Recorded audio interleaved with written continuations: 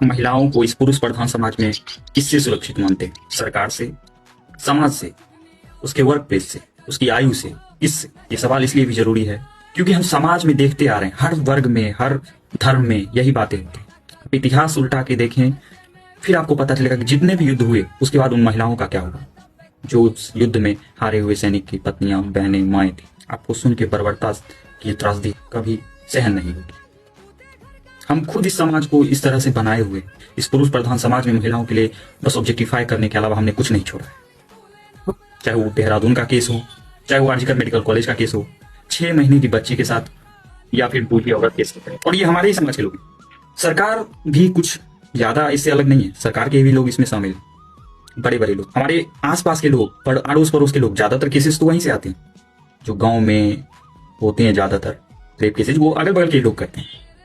वो हो सकता है कि उसके परिवार से ही, उसके कुटुंब से। इन सबके बावजूद हम समझ क्यों नहीं पा रहे कि महिला कहीं काम करने जाए फिर भी दिक्कत, वो खेल रही है फिर भी दिक्कत। क्या इस समाज में हमने इतनी खामियां भर दी हैं कि वो महिलाओं के लिए सुरक्षित नहीं? चाहे गल्फ कंट्रीज में आप देखें, ईरान, इराक, सीरिया, सब जगह महिलाओं ने अपने हक की आवाज के लिए लड़ाई लड़ी और लड़ रही। ईरान में देख, अभी तक इस 21वीं सदी की दुनिया में जब टेक्नोलॉजी इतनी परमन छू गई है, तब ये हालात है।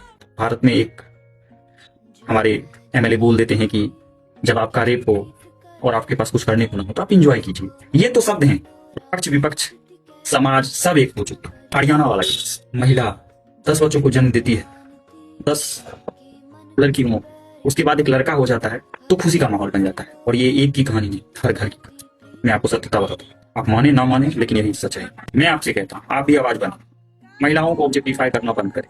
हम और आप साथ आएंगे तो इस समाज में बदलाव है। हमारा सहयोग करें और महिलाओं को एक अच्छे वातावरण में रहने के लिए प्रेरित करें।